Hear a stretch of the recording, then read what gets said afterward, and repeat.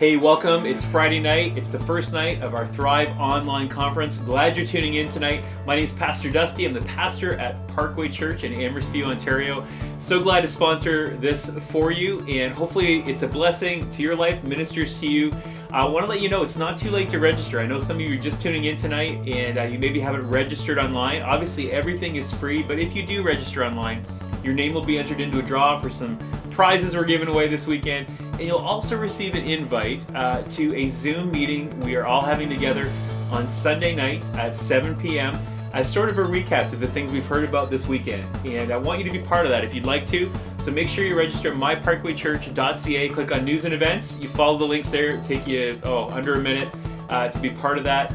And tune in tonight. Really excited. Our special guest tonight, Robert Meeks. He is a certified psychotherapist, talking to us about mental emotional health this evening. I want to let you know at the start of this session in particular, we are talking about some heavier topics tonight. So be sensitive a little bit if you have some younger ears in your room.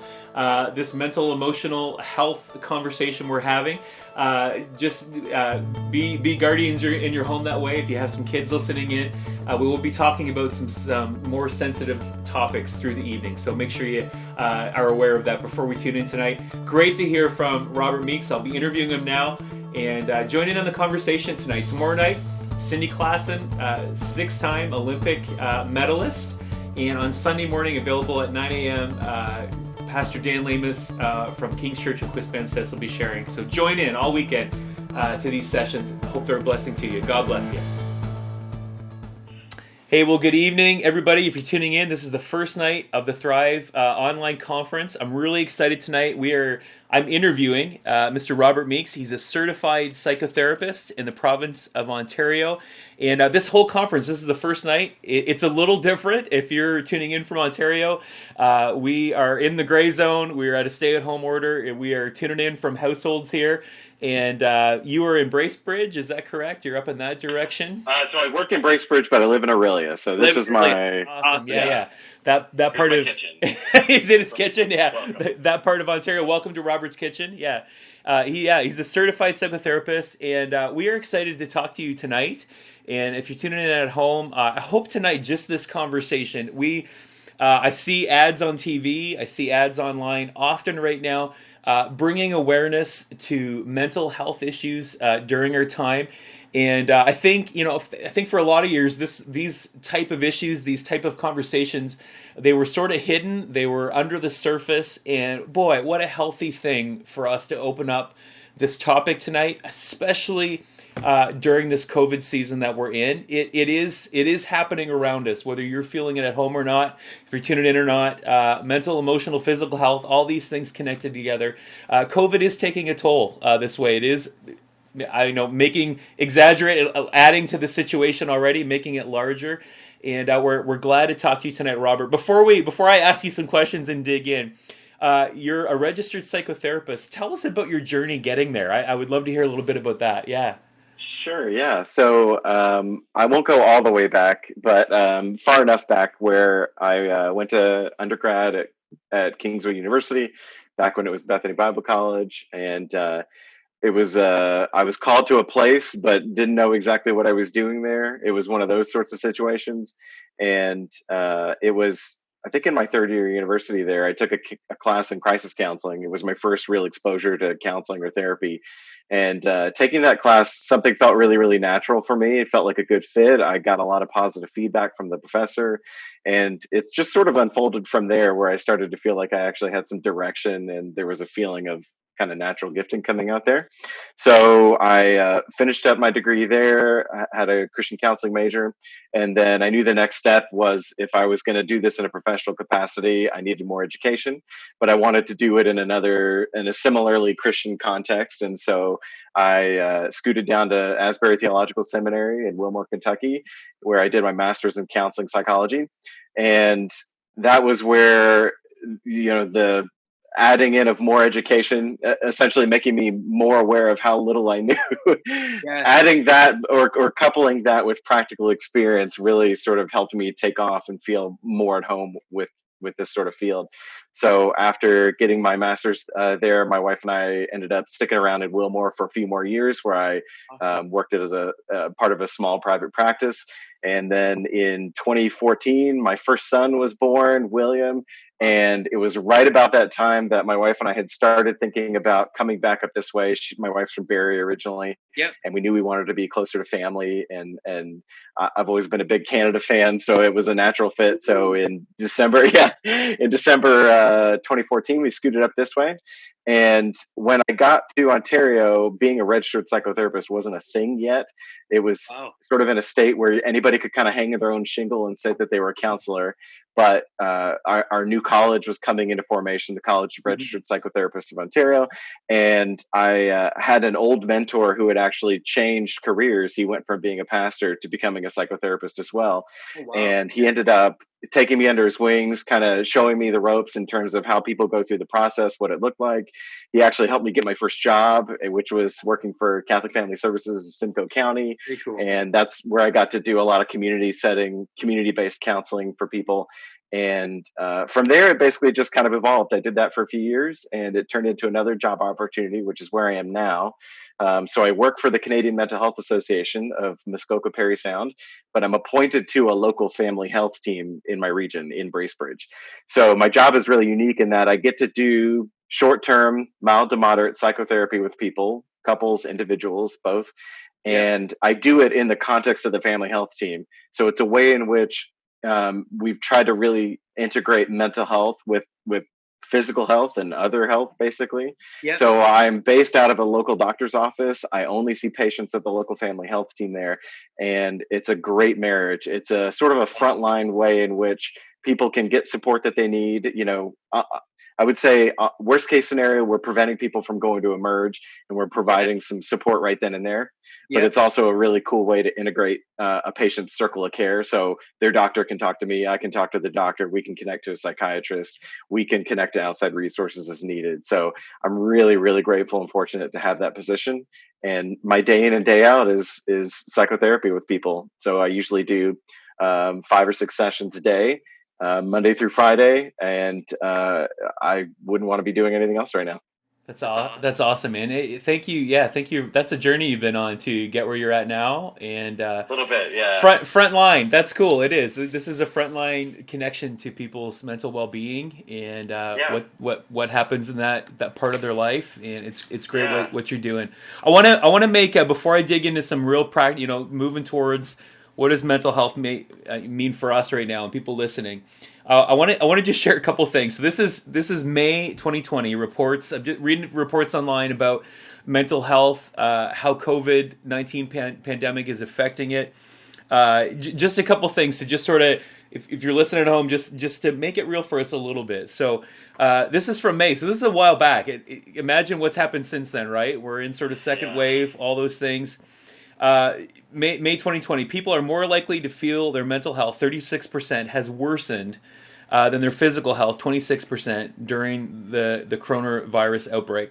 A quarter, 23% of Ontarians are consuming more substances such as alcohol, tobacco, cannabis. Among those who are consuming these substances, 29% have changed the time of day when they consume. So maybe, potentially we're talking about sort of some coping strategies here that people being at home as well. The things we recommend to stay mentally healthy are taking a hit. 36% of Ontarians say their diet has gotten worse. 48% say their exercise habits have worsened. Despite trying to make a daily routine, 59% are finding it hard to be productive in self-isolation. This is true of those who are currently employed and those not working. We're not getting stuff done. There's a frustration to it. Jobs being disrupted.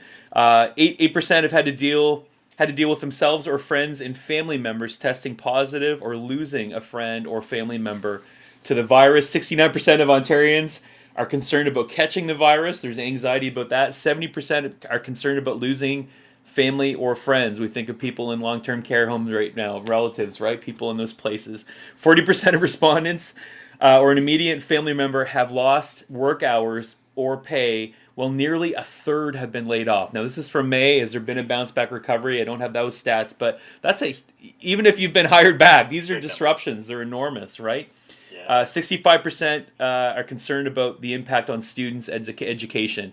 I was a youth pastor, for a lot of years, and seeing kids that had all their plans laid out, college has changed, or it's all at home. Things changing, and this one's enormous. Parkway Church, or if you're listening from another place too, but Canadian Federation of Business. So this is December, a little sooner. Canadian Federation of Independent Business estimates that between 55,000 and 218,000 small or medium-sized businesses are at risk of closing due to the pandemic. That's a lot. That's an enormous effect long term on so many things. CFIB's president and CEO said his organization has fielded 65,000 calls from panicked business people who are watching their savings evaporate. We know that Crisis Services Canada, which runs the Canadian Suicide Prevention Service, this is another from December, another just sort of fact here, has seen a 200% increase in demand. So people calling in really desperate situations. So the calls are coming in fast and furious. So these are the things we're reading online. These are some of the things that are saying where we are at. Robert, you're a psychotherapist right now. Have your peers, have you seen an increase through the pandemic of just people really struggling with hard things right now? And tell me, I know I'm not looking for individual stories, but what are the problems people are coming in with? Like what are your phone calls? What are the things that are changing? Yeah. Literally everything you just listed off is something Wow. that I've Yeah. tried to help people through at this point. So, because of my work, I don't necessarily do any crisis intervention. We've got some Yep. other community services that handle that sort of thing. So, thankfully, I've been able to not have to deal too much with that sort of thing because to me, that's the serious stuff for sure. But in terms of everything else, in terms of job loss, financial insecurity, Yeah. family issues, relationship issues, general fear, anxiety, depression, self-care, like you name it, everything you just said basically is all stuff that I've seen come through my doors. And it's been interesting because I've seen the issues themselves sort of come and go in a few different waves as we've moved through Yep. this, right? So when it started up in March, um, I would say February into March, people were kind of finding out about this thing, but we kind of didn't know how serious it was. Yep. As we got into sort of our first big shutdowns, there was a lot of fear. That's when I really noticed health-related anxiety going through the roof for a lot of people. Obviously, we didn't know exactly how it was transmitted or how serious it would be, who could catch it, that sort of thing. And so Yeah. I had so many clients who were just coming through, the door, well, coming through the virtual door anyway, Yeah. who just were paralyzed. They were like, I don't know what to do. I don't know what's safe. They're jumping through all these hoops, Yeah. and it's exhausting for most families to try to adapt to. And then you add on to it shutdowns happening without warning. So Yeah. financial instability, loss of routine, loss of predictability, which of course you can imagine all the issues those sorts of things would create. And then you add in the fact that when people aren't going out and about, people aren't going to work, they don't have a lot of money, they're dealing with all sorts of insecurity issues. That's just a pressure cooker for a lot of Yeah. families and a lot of relationships that in the best of times, would have struggled with. And then here's a situation where even, I mean, I can't tell you how many couples I've worked with in the last year who get to the point where degradations happen so much that they need to go their separate way, but they can't. They literally can't. They got nowhere to go. Yeah. Doesn't feel safe to be able to do that. And so even the normal avenues that I would go about in couples therapy to try to help them reconcile or whatnot, or just proceed the end of a relationship in a healthy way, can't do a lot of that stuff either. And then add on top of that, as you know, sickness and death started rising up. I know we've been fortunate, perhaps as a country compared to some others, Yep. to not have those numbers, but we're still having numbers nevertheless. But even without COVID related deaths, just the normal experience of death and bereavement and grief has been vastly altered. Yeah. I can distinctly remember, like, come spring, that would be the normal time around here, where if somebody perhaps had passed away in the wintertime, maybe they were waiting for the spring to do an interment or to do a Yep. ceremony or a celebration of life. Yep. And then families can't do that. And so, Yeah. it's client upon client who has this delayed experience of grief, and that's complicating everything too. So it tends to be, for most people, it's not just one thing. There's a few things that are happening simultaneously that they've never really been equipped to deal with. And of course, that causes anxiety to spike, that causes depression to spike. Some people feel the epitome of hopelessness and helplessness, Yeah. which leads to those suicide calls. It's been a mess.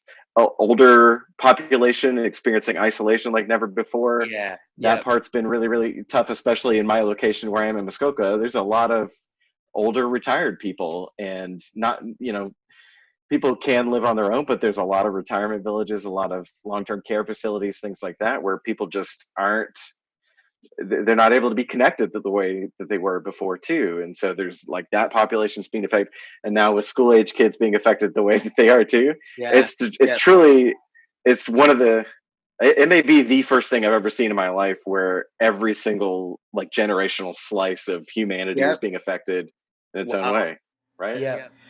That So that's enormous. Yeah, when you that's a long answer to a short question, no, but it's a yes, great answer. that's When you difficult. yeah, when you talk about, I was thinking when you were saying we talk about long-term care homes or places like that, as a pastor, we would take teams of people to go in and do music at the care home, and that seemed like, it seemed like a minor thing at the time, like a little thing, but Yeah, the residents there being able to see outside faces and interact with interact with my kids, like younger yeah, people. There's a therapeutic element to these things that were absolutely. for all the parties involved, right? For me too, right? Like That's right. just those interactions and those things Yeah, that were normal before, that are not there now. Yeah, that's and right. it may not be for a while. Yeah, May not be yeah, for a while. Yeah, yeah, it's bonkers. And I think one of the other hard parts about this is knowing that there will be an end in sight, yeah, to some degree, right? There will come a point in time where things won't be so bad like this,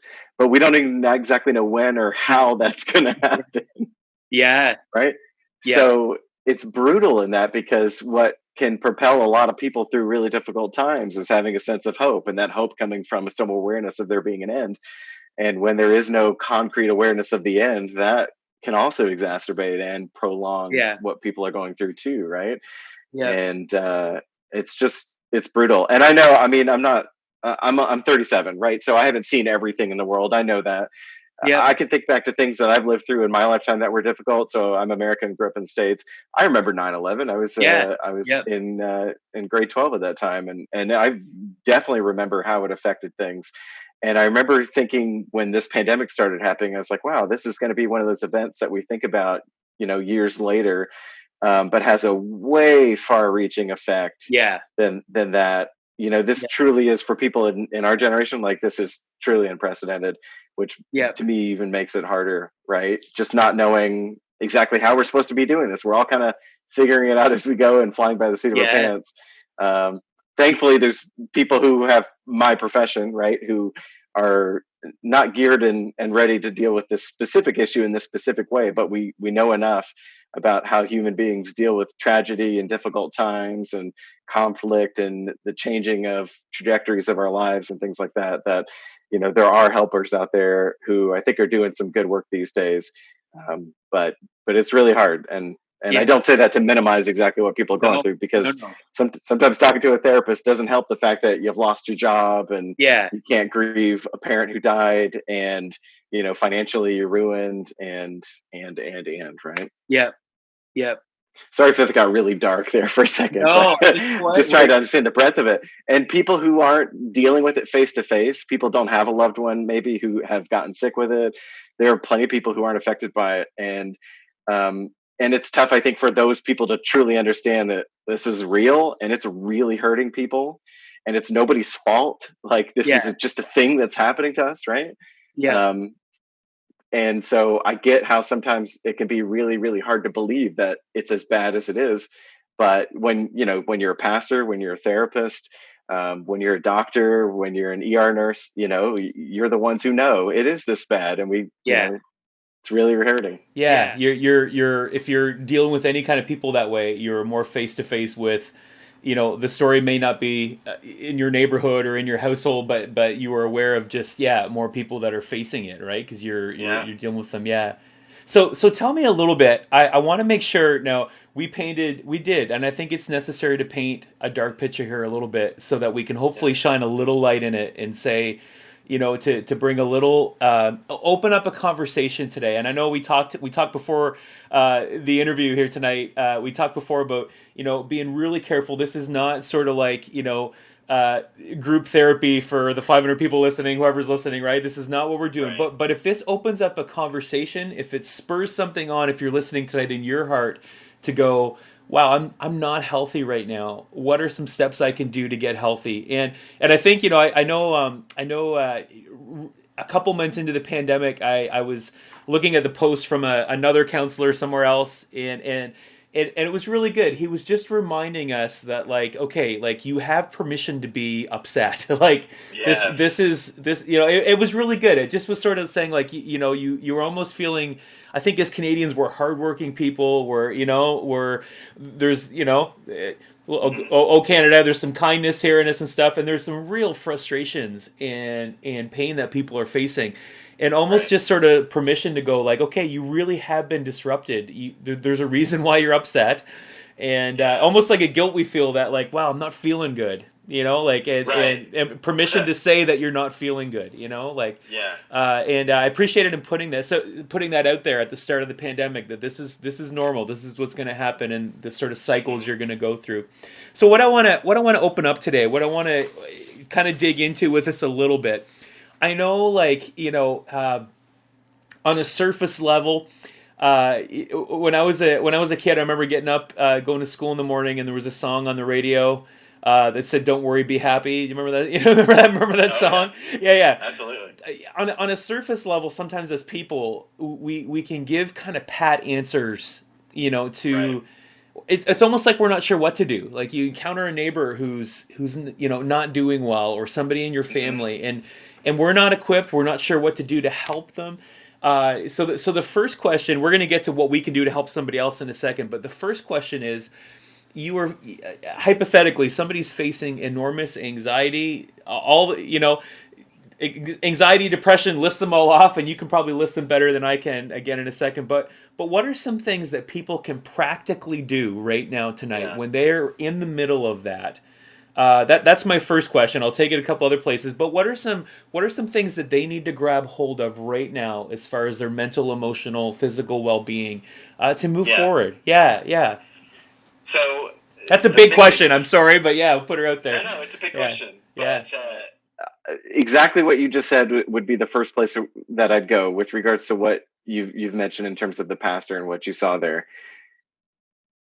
9 times out of 10, we skip this step of needing to validate that it's okay to feel the way that we feel. So validation is just like a banner word for me, to be able to recognize that, even though, yes, there are often these pat mantras about, like, well, you shouldn't worry and don't be happy, right? The scriptural, don't be anxious, right? Yeah. And we take those and we internalize them, and then we turn that into some sort of litmus. So if I feel bad, if I'm worrying, if I feel anxious, something's wrong with me. I'm doing something wrong. Something's bad, right? Wow. And that just doesn't fly to me. I don't think that was the nature scripturally. I don't think that was the point of that anyway, right? No. But even just as human beings, that's not a healthy way to be. So validation to me is the number one place to start, to be able to recognize that if I feel a certain way, it's probably for a good reason. And so what I need to do in that moment is to zoom out and to ask myself, why does it make sense to feel this way? Let's look at the context. Number one, is there a part of my context that is different than what I agreed upon it being? Is there a way in which I'm not able to keep doing the things that have made me feel okay before? Has something changed? And the validation act is really, really important to understand the fact that if I'm feeling anxious or depressed, it's probably for a good reason. Yeah. or I should say at least a linear reason, like Yeah. something has happened, an expectation's going unmet, something in my environment's changed, something's out of my control, and therefore it's resulted in me feeling this sort of way. To me, our feelings are just reactions to the world around us and to things that are happening to us, right? And Yeah. so to go in and say that my knee-jerk emotional response to something is wrong or bad, you've just automatically pushed yourself to the ground and said, what I think and feel doesn't matter, or Yeah. it's not important, right? Or yeah. So Yeah. validation to me is the place to start, to be able to say, I feel this way, it's okay, let me be curious about it, and let me ask myself, why does it make sense to feel this way? Yeah. So validation's number one. Does that make sense? Yeah, absolutely. So, it's back to that saying, "Oh, toughen up, it'll be fine." Like it is just acknowledging, like, no, like this, these inconsistencies in front of me, these things that were normal examples, right? Like social things that I was part of, community things that are just gone now, that were important to me, that were health as a human being, to be Right. meeting with these 10 people for whatever, right? I'm thinking even, you know, we live in a small hamlet in Ontario, and thinking about, the gas station and some of those little places where, there's 10 guys out front every morning having their coffees, chatting, and just some of those things that are gone in some ways, right? Like were people's happy part of their morning, right? That doesn't exist anymore. Yeah. So That's right. yeah, to just acknowledge that things are not right as they used to be. There's a problem. That's right. Yeah. Absolutely. Yeah. So validation is a good place to start. And from validation, there's usually a couple things I like to sort of build on that. So these things are more, I would say, like emotional tests than they are probably like tangible practical tests. So Sure. I don't have like a list of here's 10 things you should go do Yeah. right now, but I do have a list of like a few emotional tasks to engage with. So providing self-validation, that's really, really important. To build upon that, I think it's also really important to reflect upon your own sense of resilience as a human being, because people who tend to feel stuck, who feel trapped, whose normal coping mechanisms have been taken away, or for people Yeah. who no longer feel like they've got a sense of direction like maybe they once did because of how frozen things have gotten. Yeah. We forget as human beings that we tend to be resilient. We're resilient by nature. Like inherently, human beings can survive some really, really hard, difficult things. Yeah. And so when we can validate that it's okay to feel the way that we do, and then meet that with a reminder of our sense of resilience, it does this really, really cool thing, to me anyway, where it gives us an opportunity to shift our orientation. So if we're stuck in the way that we feel and we feel bad about it and trapped and stuck, we're sort of looking, I wouldn't say in the past exactly, but we're just kind of looking, we're standing still and we're looking one way. Whereas being able to discuss and think about our own sense of resilience, it gives us an opportunity to change our orientation towards the future a little bit. And so from resilience, I tend to focus in on things like, well, what's within the realm of what I can control? Yeah. So let's validate how we feel, and it's okay to feel that way. But our goal is we're not going to get stuck there. Let's remind ourselves that we're resilient as human beings. What have we survived in the past? What have we gone through Yeah. that we're maybe discounting right now? What did we learn from that? How do we possess those same skills to be resilient today? And then how do we apply that to what we can actually control right now? Let's think about what we actually can do in the midst of all the things that we can't do. Let's think about what we can control in the midst of all the things we can't control. So I know I laid that out really simplistically, but No, I've probably had this good. conversation 600 times in the last in the last Yeah. 9 months. Yeah. But it's really, really important. And so, are there any parts of that you want me to dive into a little bit more? Because I'm happy No, to do that. I think it's great. So I a hypothetical story here, or something, but thinking through somebody who is in the middle of, you know, and I don't want to minimize it. Neither of us do, right? But in the middle of things that are out of control around them and have changed and are depressing, frustrating, anxious, all those things, right? Yeah. To be able to sit down, like, I can't do this today. Like, it's not going to happen. It's funny, as a pastor, we planted a church in Amherstview, Ontario. It grew in its first year. We were excited about that. People came to Christ. We had a baptism on the beach. There were all these things, and just shut down, right? Like shut down. And me giving, like, reading books on church planning and things like that, and seeing ahead to go like these are the steps in the journey of your church build. Right. There's no The like pandemic wasn't in the middle of that. no Right? no like so there's no like you're sort of given directions, and good directions, by the way. Like these are things to look for and things to work for, and it's almost Yeah. like the steps that were put in front of you as a pattern to follow, like they just all get scribbled out of the sand, and I now have to go Yes. like I can't do those things anymore. Here are the Right. things that I can do, Right. and I'm gonna do them, right? Like I have to find, because if I just focus on the steps that have been scribbled away, Yeah. absolute frustration. Like just Right, like right. yeah. So I mean, it's okay if we need to cut this, we can cut this. But like, think about the No, way in counsel which. me. Counsel, Well, I'm going to use you as an example. I yeah, won't for sure. therapize you, but I'll use you No, as an example, right? So yeah, you're a pastor who's been in a certain track, yeah, and then you got into this position where you're planting a church, which is new and exciting, and it's yeah, growing, right? And then boom, everything comes to a halt because of the pandemic, right? yeah, So you could have gone easily one of a couple of different ways there. One of them being, okay, maybe I'm not cut out to do this. Maybe I'm not called to ministry. Maybe I know, there's all sorts of ways in which you yeah, can immediately internalize that yeah, and think, oh, I'm screwed now, right? yeah, But to validate that would be to say to yourself, yes, this is hard. I didn't go to school exactly for this. no, Nobody knew this was coming yeah, exactly. We're all flying by the seat of our pants trying to figure this out as we go yeah, along. And so maybe it's okay that I feel a little lost, a little confused, a little unsure of the future, a little unsure of my own abilities to like yeah, completely pivot from interacting with people online to having a web yeah, presence, right?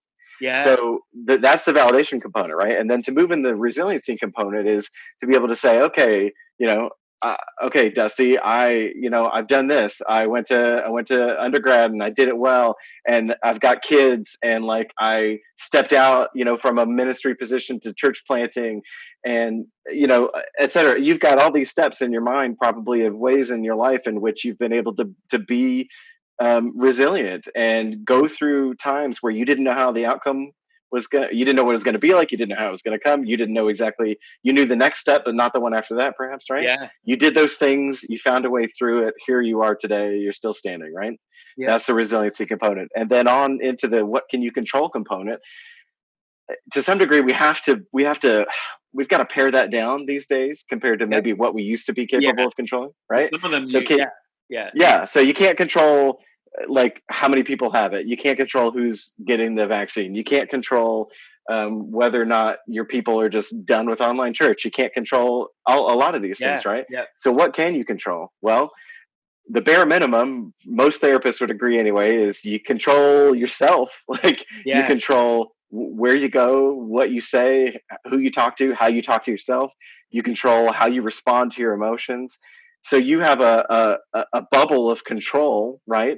And then outside of that, let's just take some baby steps. What else can you control? Well, maybe you can't control how you connect to people to some degree, but you can control that you can connect to people. yes, So yeah, let me focus on in the bare minimum. Am I doing that? Am I, taking care of my family in the ways that I yeah, can? Those sorts of things. So that's just sort of like a personal example, I think, of how you might sort of see that play out. And again, I know saying it like this, it sounds really simple.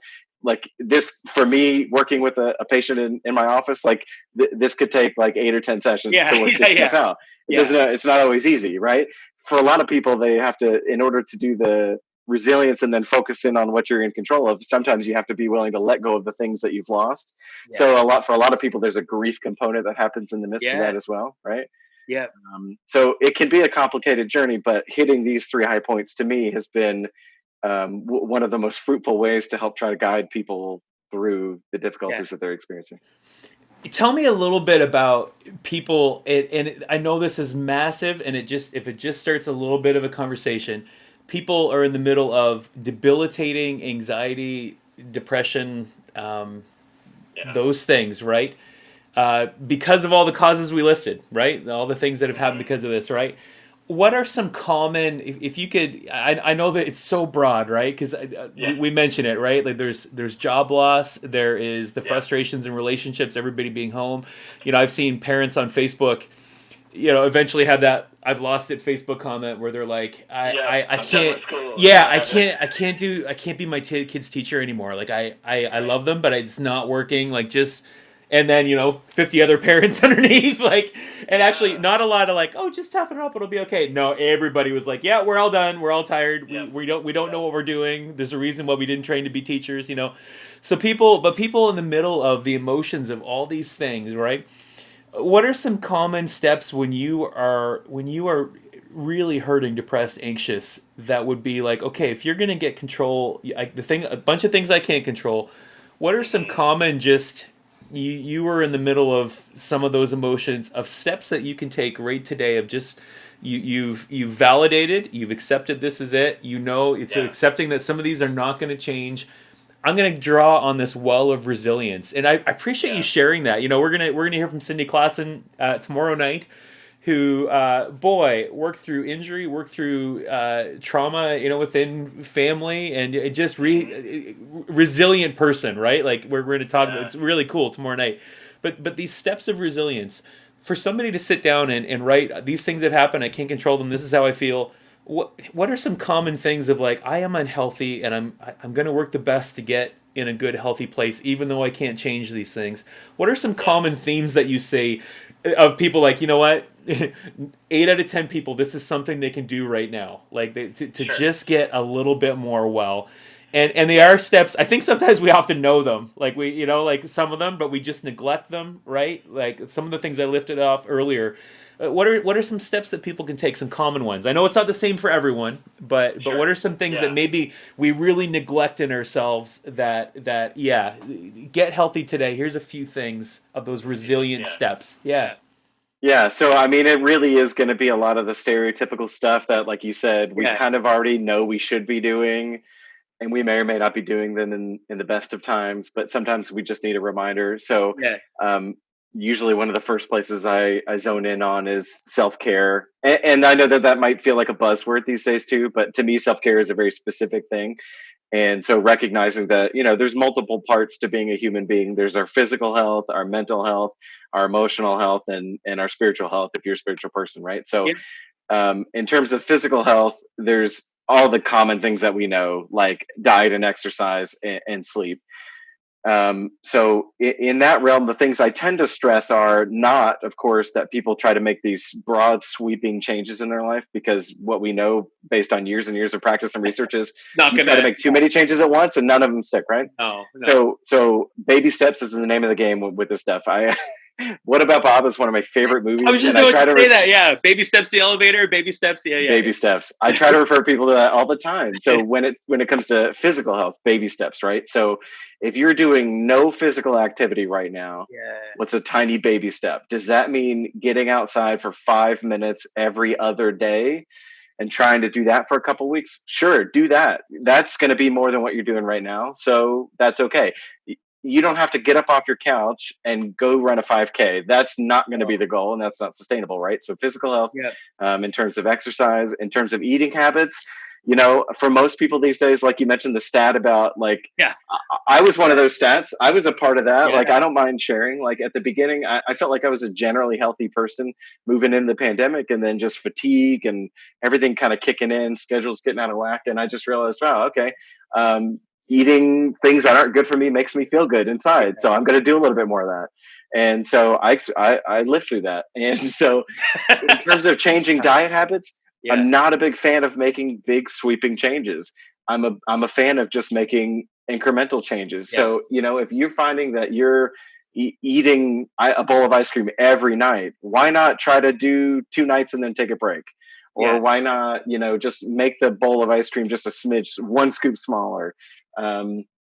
There's all sorts of ways people can sort of micro change those eating habits. And maybe it's, like stop eating after like 9 o'clock at night, or let's just be careful that we're working in an extra vegetable, something like that. So there's all sorts of ways to do that. And in terms of sleep, I talk about sleep hygiene so much with patients. It is unreal. Really, eh? Because I mean, I think it was already an issue. Like as North Americans, I don't know if it's maybe, I don't know. I can't speak to anybody else, but I know as North Americans, a lot of us are super terrible at keeping a sleep schedule.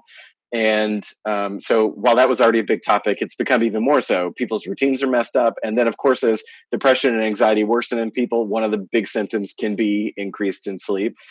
or a severe decrease in sleep. So regardless, in terms of building up some good sleep hygiene habits, I tend to recommend, again, stereotypical things. Yeah. Cut out screens 30 minutes before you Yeah. want to go to bed, right? That makes sure that your brain is starting to gear down, making sure that the blue light coming off your devices isn't telling your brain to make some wake up chemicals. And so that's a good one. I'm a big fan of having like a structure. So whether or not you've got to get up for work, whether or not you got to get up to help your kid go to school, Yeah. try to go to sleep and wake up at the same time every day. Keep that routine, because even just waking up late on a weekend can be enough to screw up our circadian rhythm, right? So trying to maintain some sleep routine there. And then I'm also a big fan, especially when it comes to people with anxiety, before you go to bed or as you're trying to fall asleep, those are usually the high points for people's anxiety to start spinning up out of control. A lot of rumination, just a lot of really like bad spiral thinking. And so I try to teach my patients to do like a brain dump, basically recognizing that it's natural that your brain's going to want to worry about things as you're trying to go to sleep, because your brain doesn't have to concern itself with things like looking around or determine whether or not you have to go to the bathroom or thinking about whether or not you're hungry, right? So your brain, all those systems are starting to go dormant. That's when your brain's got time to ramp it up and say, okay, cool, yeah, now let's think about that door handle we touched and whether or not we washed our hands after, so our brains are going to do that. So I try to encourage people to get into a practice of doing a bit of a mindful practice, basically a brain dump. That's what I call it, where you try to start to think through, what are the things that I anticipate are going to come through my mind? What are the things that have gone through my mind throughout the course of my day that I haven't put any attention to? And just spend your time. So I won't get into the details of that, but there's an exercise I try to do with people in that regard. And then, essentially the thing that I end up repeating time and time again to people is to make sure that sleep becomes a sacred part of your day. Rest needs to be sacred. Sleep needs to be sacred. Your bed needs to be sacred. Your bed needs to be for sleep and sex, and that's it, and nothing in between. And so if your bed becomes the place where you do all your worrying, then we got to change up some habits. And it's a totally solvable problem. Does that make sense? No, it does totally. Yeah. So that's, No, I appreciate that. Tell me a little bit about, so you gave us a couple great things there as far as self-care issues. Boy, I've read stuff a while ago, a month ago, reading statistics like how long in your lifetime you will spend waiting in a line, like some of those things, right? The amount of time we will spend as North Americans trying to get asleep. And there was a little side stat that just said there every year the sleeplessness issue in our culture, right? It's wild. Real. Yeah. Of people not sleeping well. Yeah.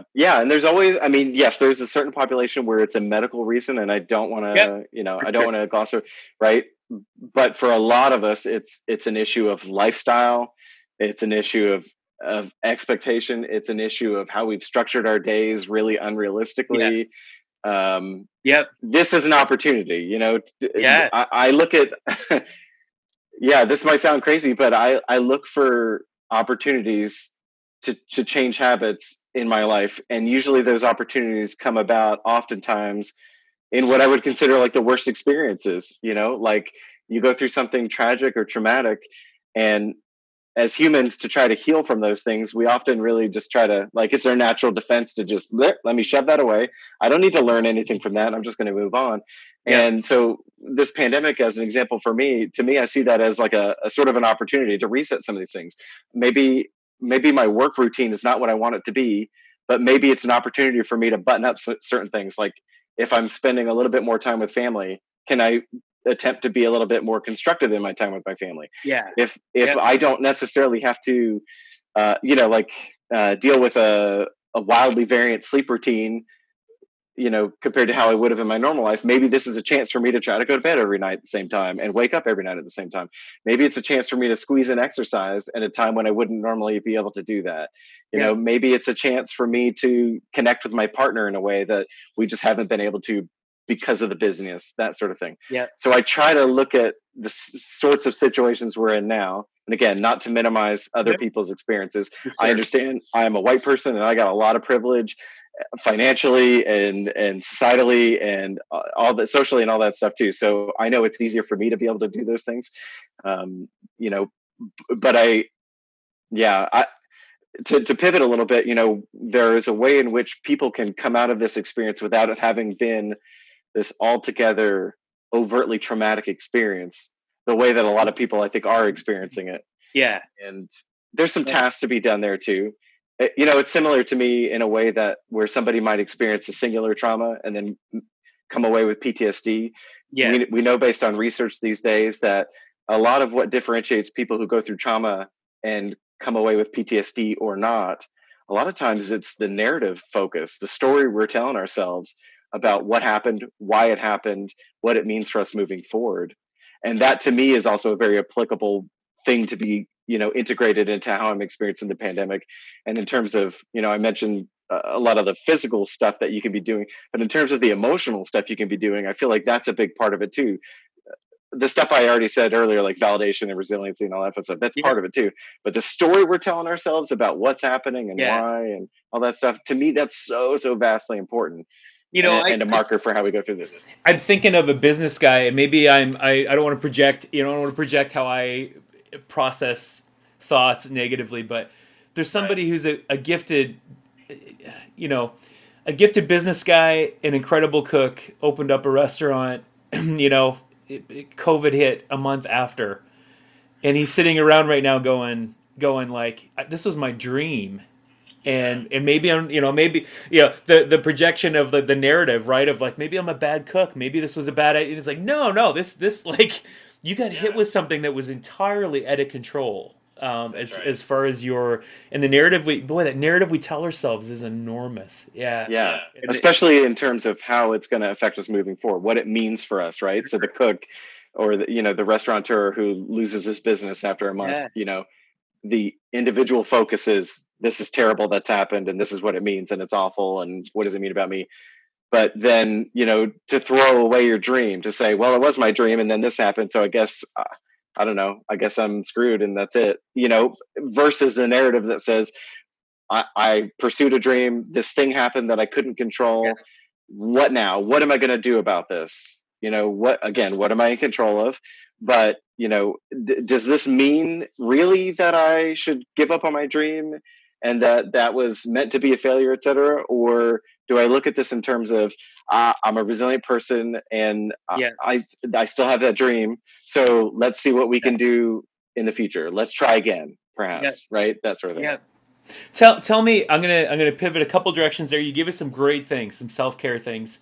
Tell me the role, and I have a couple questions connected to this. Tell me the role that people will play in you getting better. In a healthy way. I'm sure we know people that could be talking to us and not making us better, right? Like tell us the role that our connection with other people in the middle of this, because it's funny.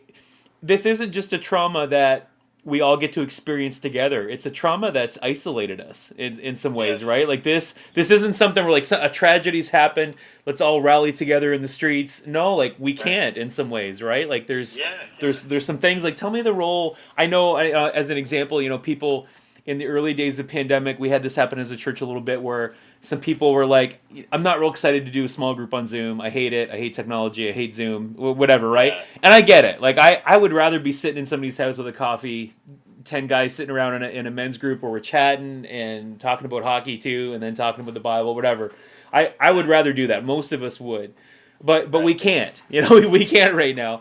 And in the early days, I remember there was a few more people that were like, I'll just kind of wait it out. And now that we're like a year in, second lockdown, this whole thing, there have been more people that go, I can tell. And some of them have told me that. They're like, yeah, I need to do the Zoom thing. Like, meaning like they know they're not doing well. Like they're stuck at home. Like I need to have, if you're just doing school with your kids all day, and it's like, I need to have adult conversation with adults, even if it's over Zoom.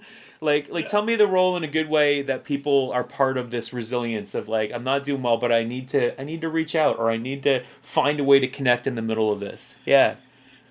So I mean, on a foundational level, we know. I mean, both in a spiritual way and in a like psychological way. Historically, we understand like as human beings, we're hardwired to connect to other people, right? So that's a key part of who we are as human beings.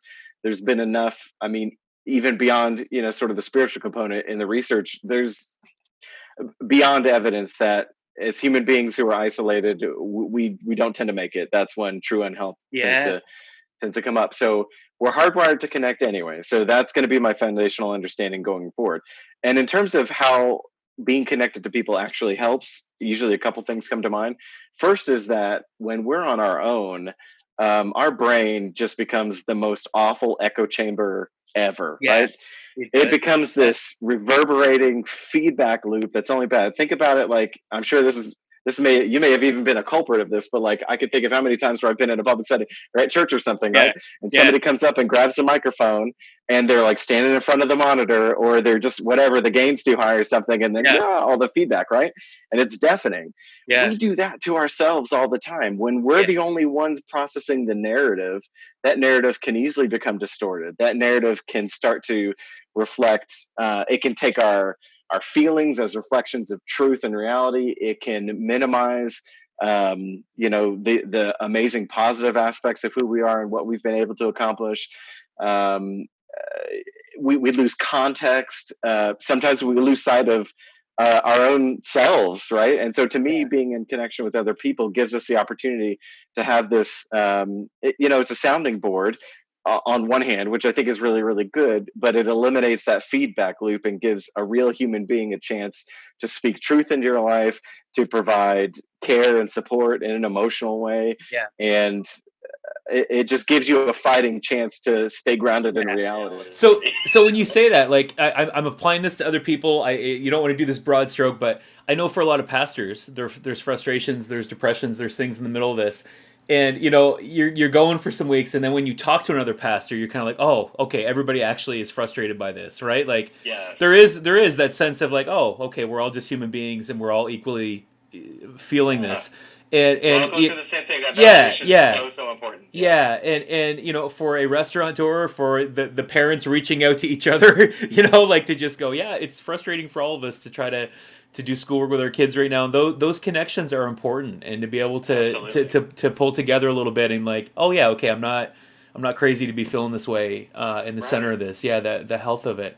That's one of the first things that I did, professionally, and some of my peers did, is as soon as this started happening and we started to feel more isolated and just kind of in the trenches with no relief, myself and several of my peers, we've kind of reconnected, and we decided not only do we need to stay more connected, and bring in sort of more points of connection, we need to invest in those connection points and take them seriously to make them a priority for us. And so I went from having, I'd had individual supervision with my clinical supervisor once a month, and then I would have like a peer supervision group meet usually quarterly.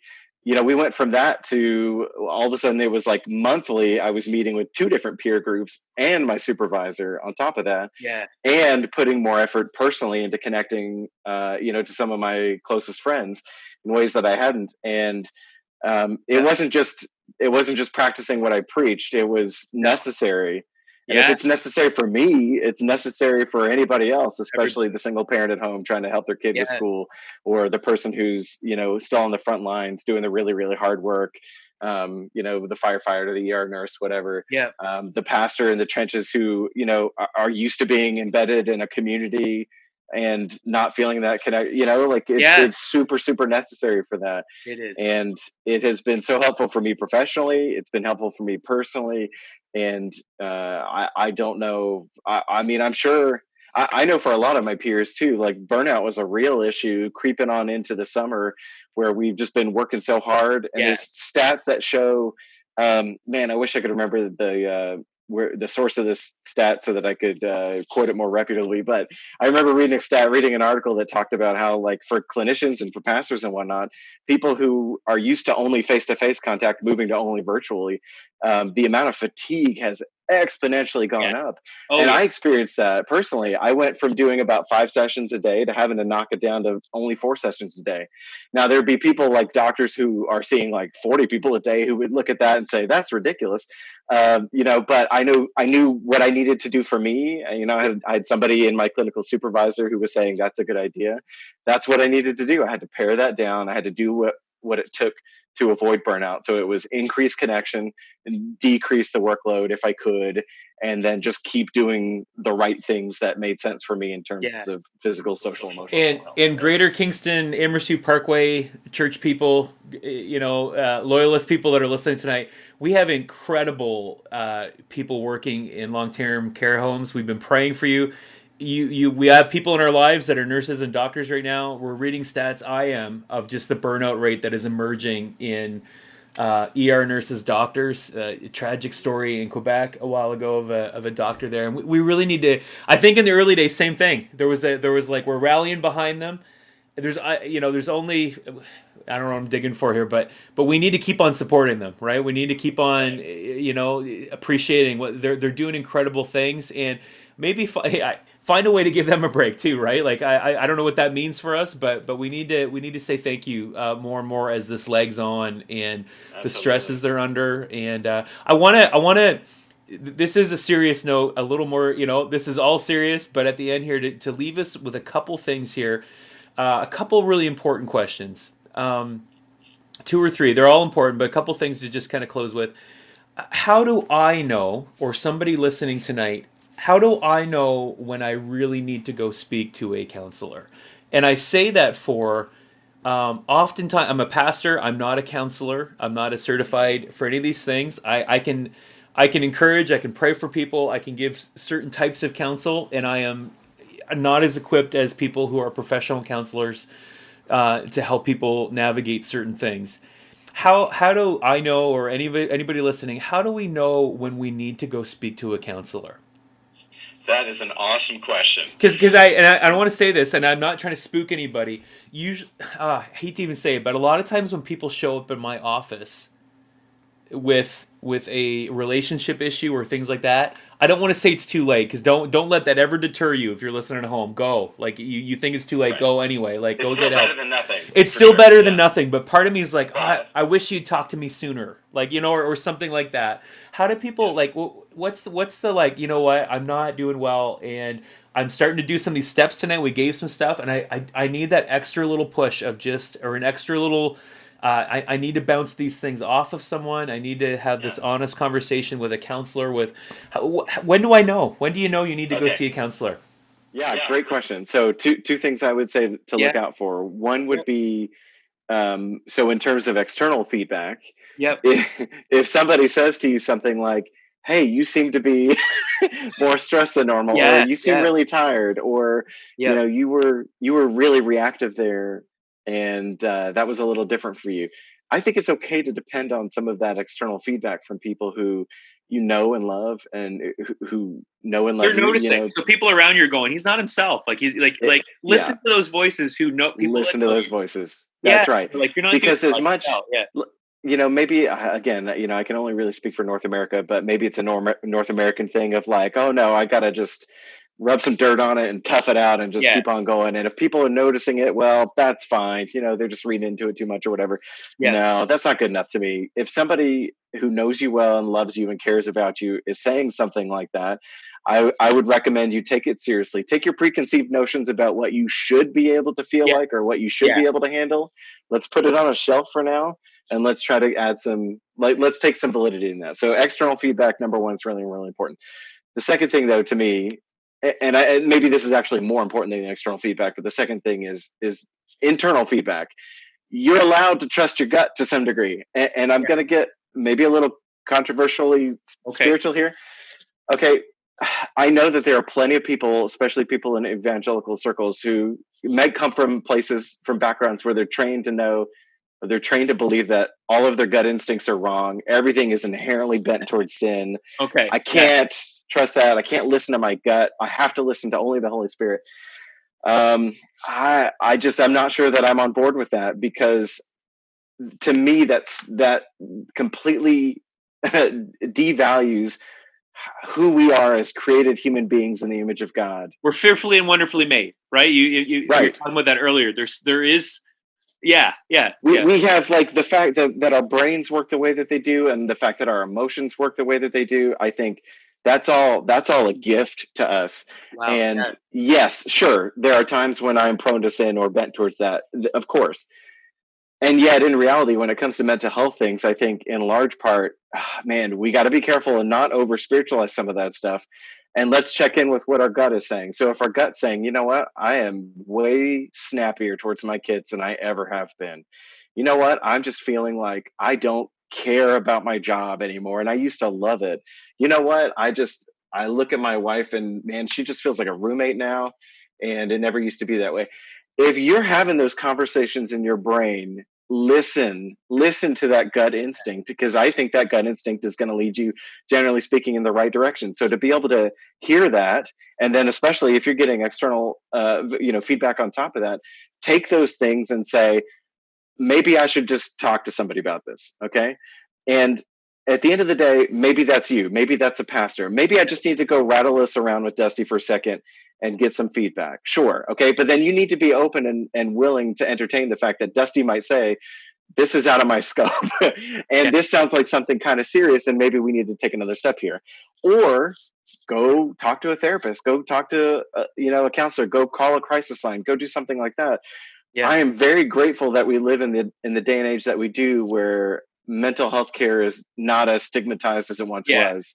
Yeah. And I know, I can't remember when the Bell Let's Talk thing started, but I feel like it started either right before or right after I moved to Canada about 5 years ago. Healthy. Like, man, those are some of the ads we see. You see athletes, Olympians, like people that are just owning it a little bit. And I think there's permission in that, right? To just go, okay, that guy's famous, he's successful, and he's struggling. He had a season in his life where he really, admitted, to just say, I wasn't doing well and I needed help. Like, wow, to validate those things, it's enormous. Yeah. Absolutely. Yeah. So like things like the Bell Let's Talk and everything that comes with that, like to get weirdly specific with like a sports analogy, I follow the NBA a bit, and Kyrie Irving, popular player for the Brooklyn, he took a little break and everybody was like, what's wrong with Kyrie? And he's like, I got some mental stuff I got to deal with. Right. And to see that sort of being generally normalized these days, I think is so, so good. So, we're in a position now in society where if you feel like you could talk to somebody, to me, that means you probably should talk to somebody. In other words, if you're asking yourself, should I talk to somebody about this? The answer is yes. Because the worst case scenario is you call up a therapist, you talk to them, you throw out what's going on. They might say, yeah, that sounds tough, but you're actually sounding like you're doing okay. Like that's a good thing. Like that's a good thing to just go, oh, okay. Like, yeah, exactly. And then the best case scenario is there really is something going on and you really do need professional support. Yeah. And then you've already taken that step to engage that support and you're on your way. Right. Yeah. So to me, it's that case of I heard an old adage. Where did I hear this? Anyway, it doesn't matter. Oh, you know what? It came up when I was doing premarital counseling with Kate, I think. My wife, Kate.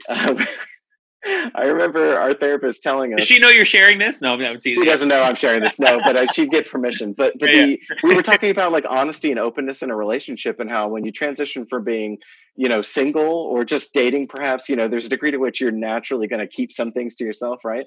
But then when you get married, there's this whole new level of intimacy where you've got to really be careful about being open and being vulnerable and stuff. And I remember they said basically, if I ever found myself having the thought, should I tell my wife about this? The answer is probably yes.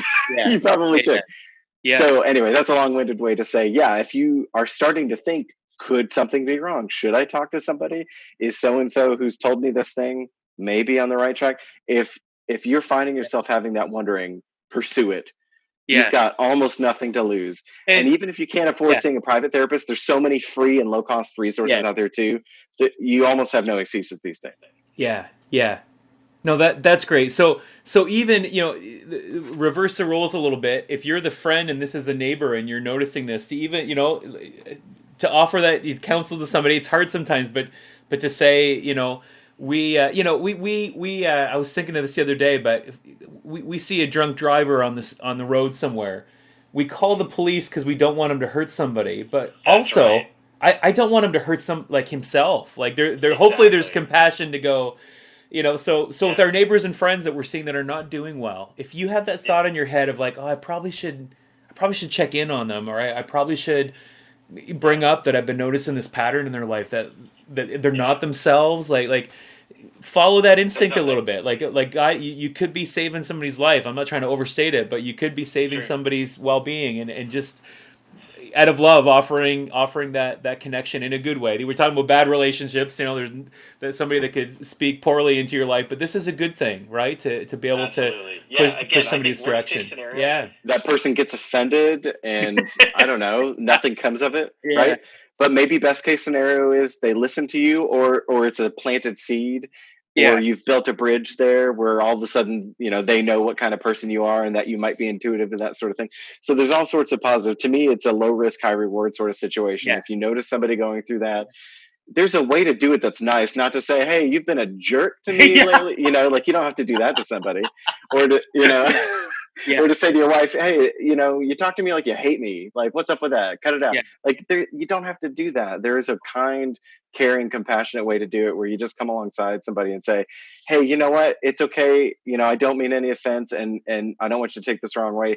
You could take this and throw it out if you want to, but I've noticed this a little bit.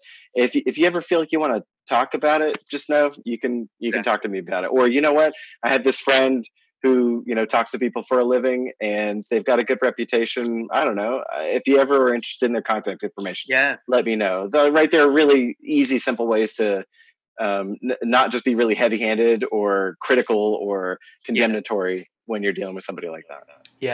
Yeah. No, that's great. That's a great. This is a great way to leave this. We're all going to own this together. Meaning, like, you might be feeling great right now. You might be feeling fine, but your neighbor may not. Like the checking in on each other.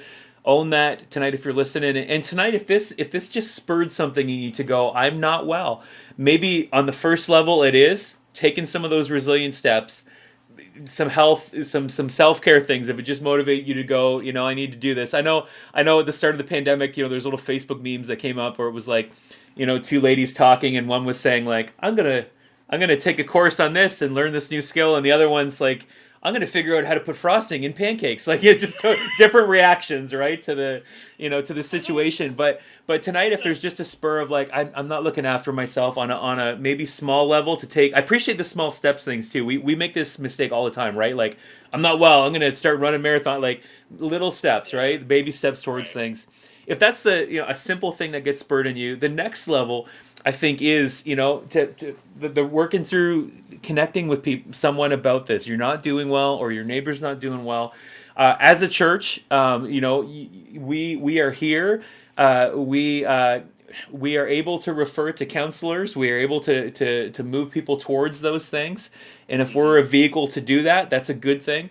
If you are in the middle of a real crisis, if you're listening tonight, mentally, we are including numbers at the end in our YouTube channel here, suicide prevention helpline, the kids helpline, those things. You are in an emergency, there's a crisis, you need to call them. Please call them now. Like, if you're in the middle of that, they are equipped to handle to be able to speak to you tonight. So make sure you do that. There are great people working in these places, incredible people. And there are incredible counselors. I know lots of them that God has gifted. I appreciate, Robert, you are gifted this way. God has worked in your life this way, and you are fulfilling this great calling in your life in a great way. There are people that are equipped, counselors in our area that we can refer you to. And I want to encourage you, connect in ways that are meaningful. As a church, we have small groups. We offer things like this over Zoom. They're not anybody's favorite. I get it. It's Zoom. It's not our favorite. We're getting zoomed out. But you need to stay connected to people. This is important through the journey. You're not alone in what you're facing, and to move people towards these things. So take advantage of those. We'll give you those numbers, resource, some things at the end there for you to connect to. If it is a connect to our church that way, it's not a crisis per se right tonight, but you know that you want to connect in a deeper way, or maybe have us refer you to a counselor. We would love to do that. As a church. So thank you so much for opening up this conversation tonight. It's going to continue through the weekend here. If you're tuning into conference now, if you registered for conference, you can register. If you haven't yet and you're just tuning in, but it's free, obviously, myparkwaychurch.ca, click on news and events. You can register still. There's a place for you to register there. If you do register, you'll be given a link to a Zoom meeting for everybody that's come to conference. I don't know how many people will have it. It'll be great on Sunday evening at 7. You can Zoom in. I'll be there. Just even say hi to reflect on some of the things we talked about this weekend. I would love to meet you to connect that way. So make sure you take advantage of that. Register, do that. Be part of it tomorrow night. Cindy Klassen, 7 p.m., 6-time Olympic medalist, our most decorated Canadian Olympian, will be sharing. And Sunday morning, Reverend Pastor Dan Lamus from King's Church will be sharing on some spiritual health kind of issues on Sunday morning. So take part at conference. And Robert, thank you so much for this. Was a great conversation tonight. I'm going to pray for us, actually. We'll pray together at the end here. Pray for everybody that's listening. But if this just opens a door for you at home to go, yeah, I need to take some steps towards my health. If it's a phone call, if it's a moving forward in those things, do it and do the right thing in the middle. It's for your sake, for those around you. Move forward. We want to. We're a team in this. We say this on government ads, right, all the time. Let's do this together. All these things, but we need to. We need to lift each other up this way. Check in. If you feel like you're doing great, check in with neighbors, friends that may not be. Follow those gut instincts and do those things. Do you have any just sort of final words, or do we put the right amount of icing on the cake? I don't know. Anything. Just give us a final word tonight. Good. Yeah. Okay. The only thing I'll just land on is just to reiterate something you alluded to earlier, which I think is really important, which is the fact that there are so many people who are ready to help. We may not be able to always provide the immediate or the long-term sustained help, right? But when it comes down to just pursuing help and getting better, sometimes it's just one conversation that will change that whole trajectory. So even if you don't know who to go to, right? I mean, you're not going to go to Dusty to get psychotherapy necessarily, but Dusty maybe knows who to send you to get that, right? You may not come to me for some yes, I'm ordained and I have some theological background, but you're probably not going to want to talk to me for the really in-depth systematic theology issues that you're having. I'll send you to Dusty for that stuff, right? So take that first step, have that one conversation. It's well worth your time to do that. So thanks for having me, Dusty. I really appreciate that. That's awesome. Thank you so much for being willing to do this. It's been a pleasure. And man, thank you so much for taking time and joining us this way. Let's pray. Let's pray for people listening tonight, and you take that step, like Robert said. It's great. Let's pray. Father, thank you so much. Man, it's been great to talk to Robert tonight. I pray you bless him and use him in his family, in his practice, Lord. And God, I thank you so much for the ability for us during difficult times to meet online this way. I think of generations past when the world was faced with a pandemic like this, and people really were locked in their homes with no ability to meet this way and have this conversation. Thank you for it tonight. I pray for anybody tonight who needs to take a little step like that. Would you give them courage to do it? And would it be the right one? The numbers listed, the things here that we have, help them take a step towards that health, God. In Jesus' name, amen. Amen. Great to talk to you. Say hi to your family. Thank you so much. We'll see you Saturday night, conference people. Great way to start our conversation this weekend. We'll talk to you again soon, brother. Have a great night. All right. Take care. Take care.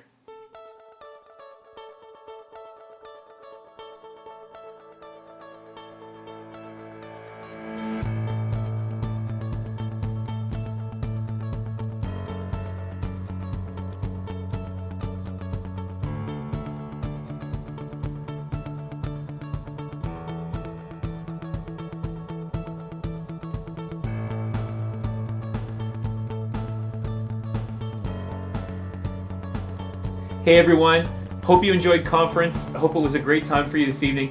It's entirely free. We wanted to present this to you as something that was meaningful and helpful in your life right now.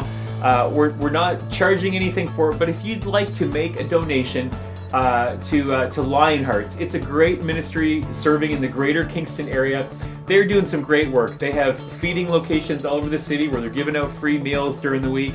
They have a warming station in Kingston downtown, a warming place where people can go in the evening and find a place to warm up. Great ministry through the entire city. If you'd like to contribute to them right now, great links on our website to check out for that. We'd love if you'd be willing to support them through this season.